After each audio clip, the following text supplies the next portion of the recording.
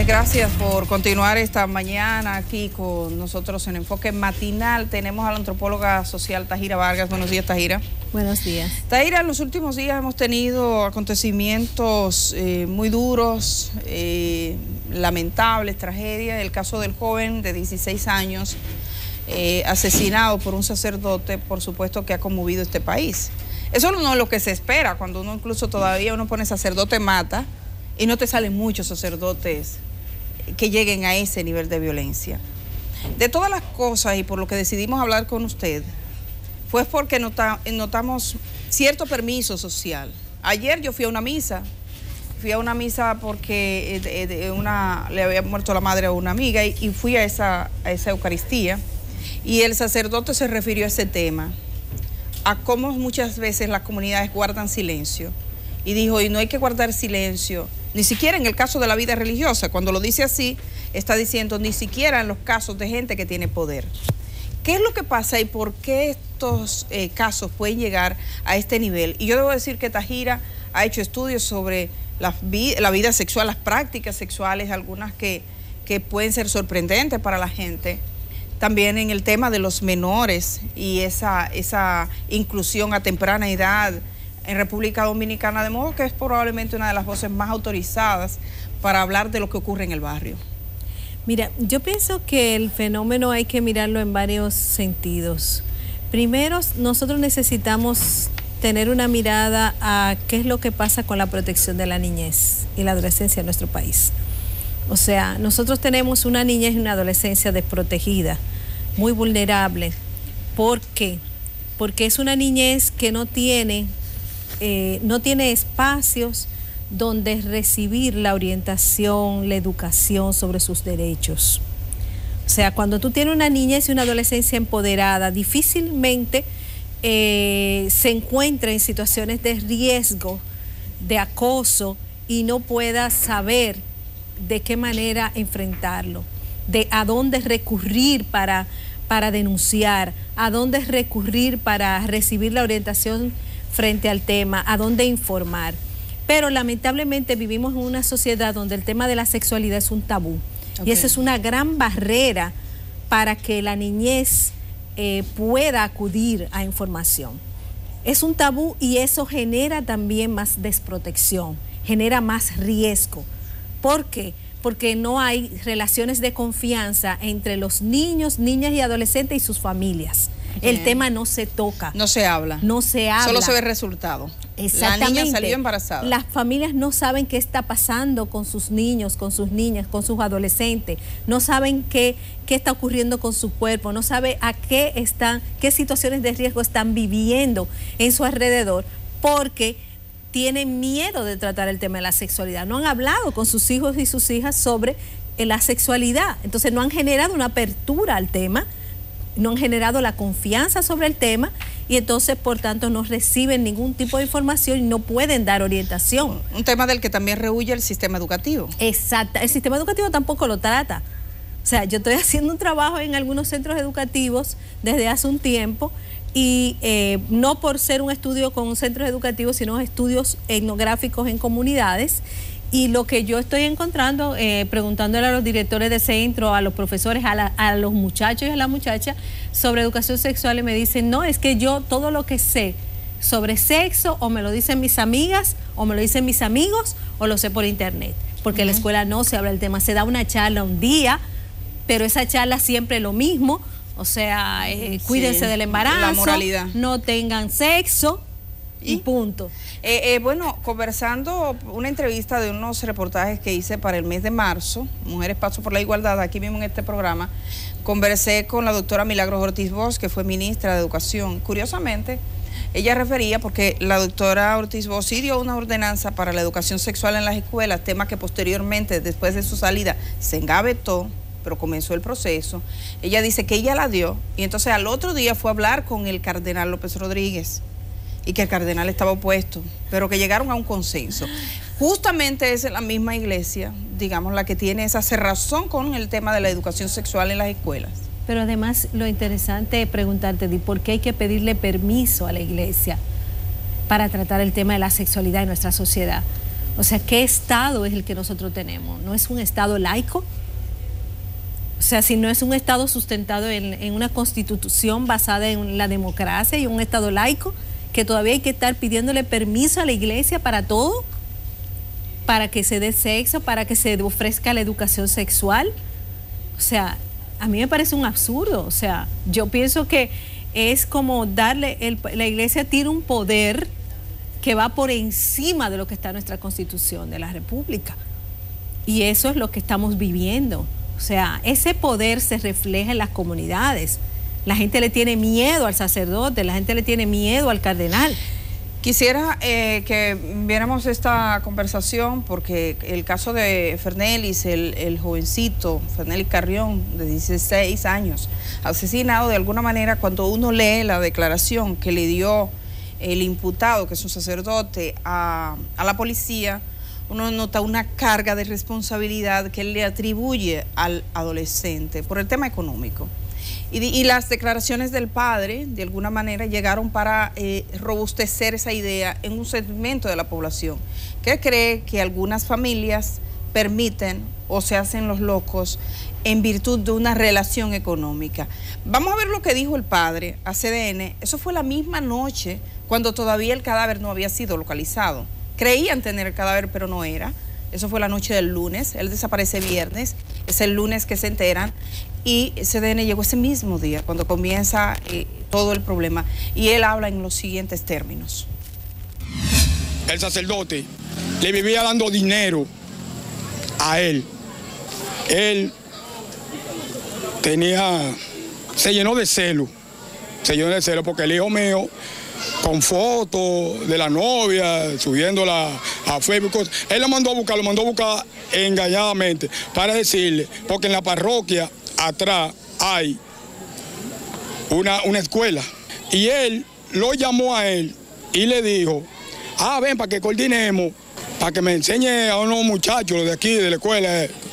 No fue con ese propósito, fue para eso que usted está viendo hoy en día, la muerte que él confesó.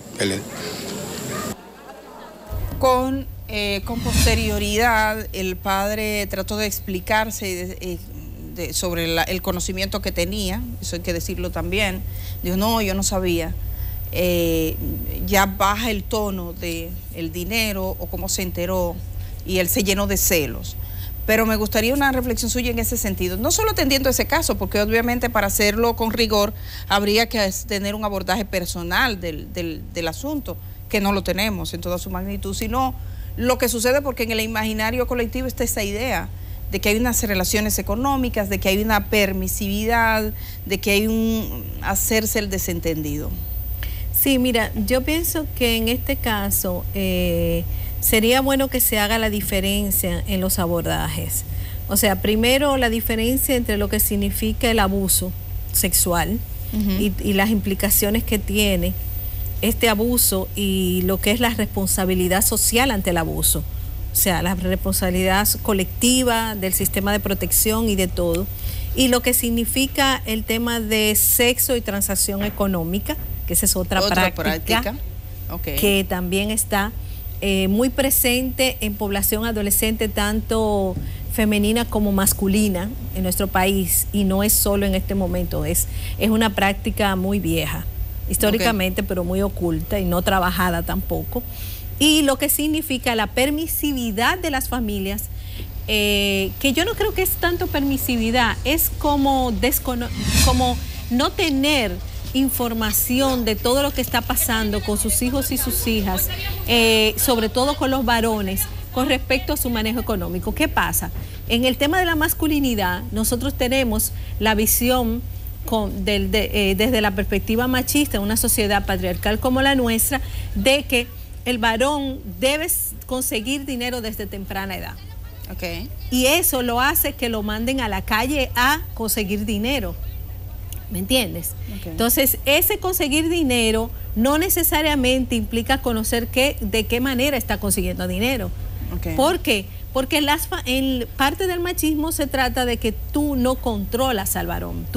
Él tiene permiso para hacer muchas cosas que tú desconoces. Por tanto, tú lo mantienes en una situación de riesgo. porque las familias no saben todas las situaciones de riesgo que está pasando ese niño o ese adolescente en el estar en la calle. Ahora, en este caso quisiera puntualizar la abuela. Cuando la abuela la entrevista en un momento determinado, dice, yo lo tenía bajo mi control a mi nieto. Y yo lo llevé al lugar que yo estimé más seguro. ¿Quién me iba a decir a mí que si yo llevaba a mi nieto a los 10 años a la iglesia, iba a terminar así? Exactamente. Y mucha gente lo mete en la iglesia para evitar que se meta en la calle. O sea, para evitar que entre en riesgo la calle. O sea, muchas de las familias evangélicas y católicas hacen lo posible porque sus hijos entren a la iglesia para que entren en un escenario supuestamente seguro. Sin embargo, el escenario no necesariamente es seguro, ¿no? Ayer teníamos al Papa pidiendo perdón de nuevo. Entonces, ese es el punto. Yo creo que ahí hay un problema también de que las familias necesitan tener mayor sistemas de protección con sus hijos y sus hijas, que esté basado en hacer conciencia sobre los derechos a esos niños, adolescentes, pero también tienen que reconocer que el abuso sexual se da en relaciones de confianza. No es en las relaciones entre extraños. No es con un desconocido. No es el desconocido. O sea, vivimos cuidando a nuestros hijos y hijas de los desconocidos, pero no los cuidamos de las personas de confianza. Y la tasa de abuso presenta un porcentaje muy alto producido por relaciones de confianza, relaciones primarias, ¿no? Sí, el abuelo, el tío. Exacto. Aquí tuvimos el pasado, el lunes, CDN trajo 6 casos en la región del Cibao, incluyendo un abuelo con una niña de 10 años. 6 casos. Me gustaría, estamos tratando el tema de las familias, pero hablemos de la iglesia. Exacto. Porque no es la primera vez que hay una situación de esa naturaleza, y en el caso dominicano ha sido muy duro, porque República Dominicana es el único país donde un nuncio apostólico, o sea, el enviado del Papa, se ve implicado en una acción de esta naturaleza. Y República Dominicana es el único país donde un sacerdote termina matando al niño de la manera tan degradante como lo mató. Entonces uno incluso lo busca, porque yo vi en el caso colombiano un sujeto que mata, pero es a la compañera, es un feminicidio, porque ella amenaza con hablar, pero que termine matando al niño de esa manera. Entonces, ¿qué está pasando? ¿Y cuáles son las medidas que usted entiende debería tomar la iglesia, que ha dicho, oye, nosotros queremos salir de esto, porque ha mostrado incluso en un comunicado su interés, pero parece que no lo logra? Mira, yo pienso que hay que empezar por los elementos iniciales que tú planteabas. Poder. O sea, el hecho de que la iglesia católica en la República Dominicana haya adquirido mucho poder a través de la historia. Un poder que le da permiso para tener acceso a muchas cosas, y todo lo que pase con sus líderes religiosos se mantiene oculto, ¿no? Entonces, ese poder de alguna manera ha generado el que las comunidades, lo que haga el sacerdote es amén. O sea, lo que haga el sacerdote, amén. O sea, amén. No hay posibilidad, palabra de Dios. O sea, no hay posibilidad de cuestionar al sacerdote, de cuestionar su poder, y además de cuestionar lo que está haciendo con los niños y con las niñas. Entonces, los casos de abuso cometidos por sacerdotes y por líderes religiosos tienen mucho que ver con ese ejercicio de poder donde hay redes de complicidad. O sea, el sacerdote hace algo en esa comunidad, como ha pasado también con otros líderes políticos también en muchas comunidades, y nadie se atreve a denunciarlo. El niño se siente totalmente débil frente a esta figura de poder y calla todo lo que está viviendo. La familia puede darse cuenta y no se atreve tampoco a enfrentarse. La comunidad puede darse cuenta y no se enfrenta. O sea, ese poder que da la iglesia es lo que genera el silencio. Y el silencio es aliado de la complicidad. Por tanto, todo esto se reproduce a través del tiempo con el tema de ese ejercicio de poder totalmente autoritario. Pero yo creo que también tiene mucho que ver un problema que nosotros tenemos en las comunidades, y es que el tema el mismo hecho de que la sexualidad se maneje de la manera en que se maneja, de forma tabú, y cómo la iglesia lo ha promovido como tema tabú, también genera tanta complicidad alrededor del tema. Yo creo que la iglesia también tiene un problema de supervisión, de control. De control. O sea, ¿hasta qué punto la iglesia tiene control de lo que pasa con sus sacerdotes? De lo que pasa a nivel de la vida sexual, de la vida afectiva de sus sacerdotes y sus relaciones. O sea, si tú tienes un sacerdote que tiene acceso a niños, por ejemplo, esa estructura basada en monaguillos, por ejemplo, sí, eso hay que cuestionárselo. Ya, hay que revisarlo. Tenemos el problema, los monaguillos de Juncalito, que de 3 monaguillos que habían, este hombre pederasta, depredador, lo llevó a 80. Exactamente. Lo llevó a 80, se rodeó de niños. Qué barbaridad. Se rodeó de niños. Toda una comunidad. Para él. Y él dormía con los monaguillos. Entonces, todos esos niños están afectados. Tú tienes a una comunidad entera, de una generación que está creciendo. Afectada. Afectada totalmente, psicológicamente. Y tú has afectado su vida en ese sentido. Porque cuando tú afectas su vida sexual, estás afectando todo su desarrollo. Y cuando afecta la vida del compañero, también se afecta la propia, ¿no? Exactamente. Entonces, yo creo que el problema es ese control que estamos diciendo. También está la revisión del perfil, o sea, que hasta qué punto la iglesia tiene también una revisión del perfil del que llega a sacerdote. ¿Cómo tú lo seleccionas? ¿Cuáles son los filtros que tú tienes sobre su vida sexual y afectiva? Porque al fin y al cabo tú lo estás dejando en una comunidad y tú lo estás dejando que él tenga el poder en esa comunidad. En nombre tuyo. En nombre tuyo. ¿Me entiendes? Entonces, claro, eso es bueno revisarlo, porque yo he visto que cuando los sacerdotes son muy críticos y tienen lo verifican más. Como que lo supervisan más, ¿tú entiendes? Uno nunca ve a un sacerdote muy crítico en un lío de esto. Son los rezadores. Son los rezadores. Entonces, a los que son fundamentalistas, como que parece que no hay tanto control, pero a los que son muy críticos, los que tienen una relación más social, los que tienen un trabajo social mucho más intenso en las comunidades, entonces esos son más supervisados, ¿tú entiendes? Entonces, a ver qué falla le encontramos. ¿Tú entiendes? Sí, a ver qué fallo le encontramos. Sí, este era de los catecúmenos, por ejemplo, o sea, totalmente, de los reza. Vamos a ver lo que dijo Monseñor Dolores Grullón, obispo de San Juan de la Maguana, que fue abordado por CDN a propósito de esta tragedia. Que un sacerdote pueda reaccionar de esa manera. Entonces yo creo que es algo que todos deberíamos estar como adoloridos, como sintiendo lo que esto haya pasado. Es un sacerdote de la arquidiócesis de Santo Domingo, es la arquidiócesis la que ha tomado y debe tomar la carta en este asunto, no es el episcopado. El episcopado es de todas las diócesis. Este es una arquidiócesis, una diócesis, y ha tomado lo que tenía que tomar. A mí me preocupa un poco el después. Recuerdo que me decía un sacerdote a propósito de los niños vulnerados violados y ultrajados por el nuncio apostólico, dice, la iglesia debería tener una responsabilidad posterior, y eso se lo planteaba un cura, una responsabilidad posterior de acompañamiento a esas víctimas, de qué es lo que les toca. En el caso de esta comunidad, yo estuve observando que la primera misa que dio el sacerdote que fue enviado para para sustituir al pedófilo, al violador y que confesó su asesinato, en la primera misa él no habló del tema. Ay, no me digas. Él no habló del tema, fue un medio de comunicación, no, él no habló del tema, él dio la misa como que aquí nada ha pasado, señores, a partir de este momento yo estoy aquí, me han enviado, y no habló del tema, quizás porque temía, quizás no tenía herramienta, pero eso no parece ser una solución idónea. No, y entonces en ese caso yo pienso que, por el contrario, si tú vas a mandar un sacerdote a un lugar donde ha pasado todo esto, previamente trabaja con ese sacerdote lo que significa a nivel social su entrada allí.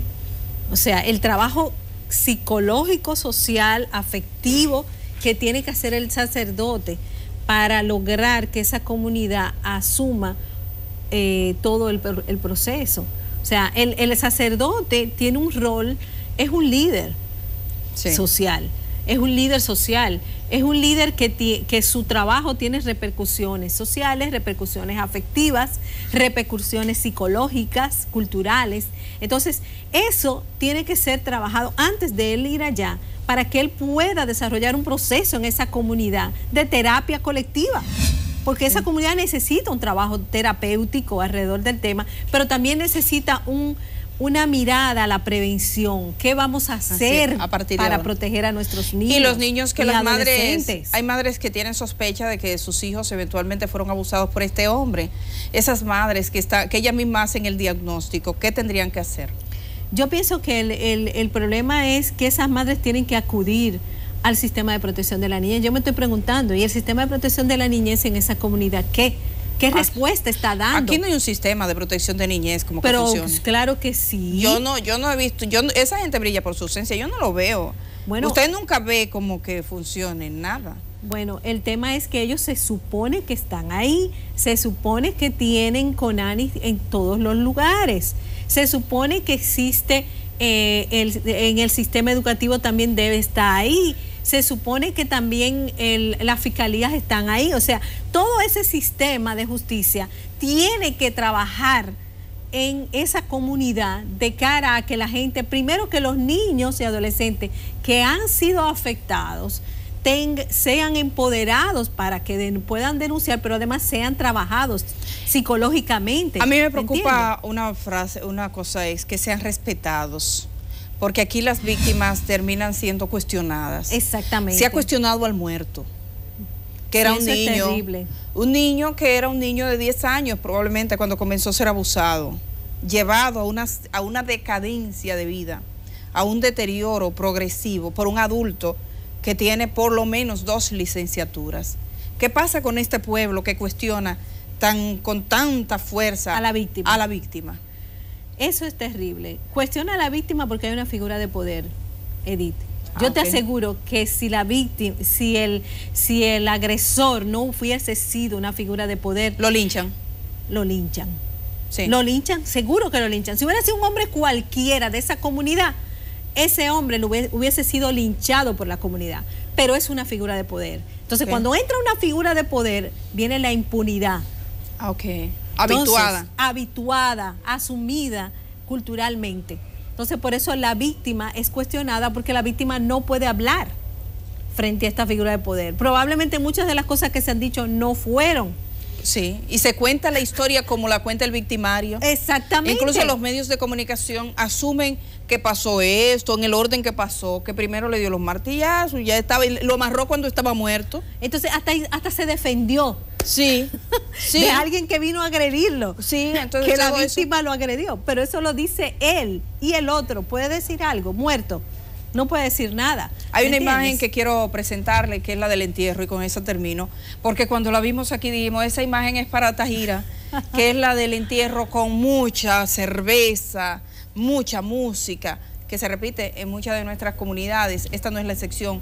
Por favor, quisiéramos las imágenes del entierro.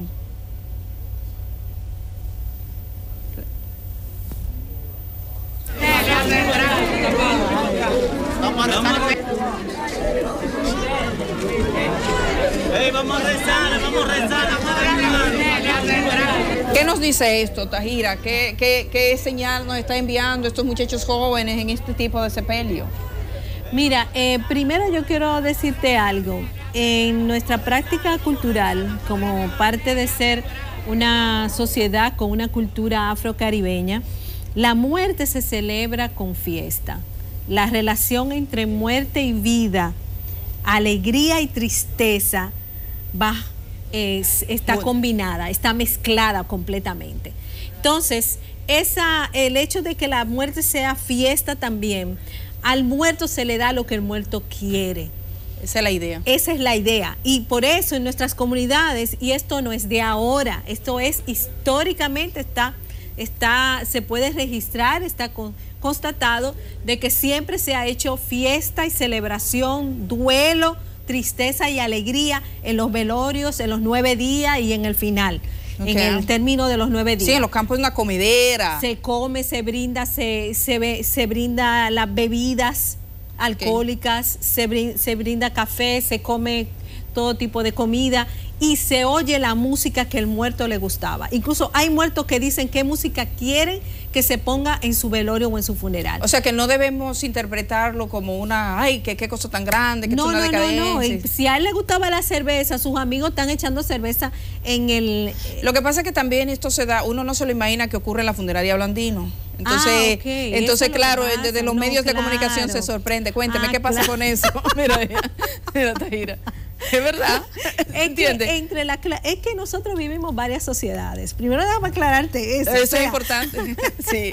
O sea, lo que pasa en la cultura popular es invisible para nuestra sociedad. Solo es visible en casos de escándalos, en casos de situaciones ya bien dramáticas, pero todo lo que pasa en la cotidianidad, en la vida, no lo conoce. No lo conoce. Entonces la clase media vive rechazando todo esto, ¿no?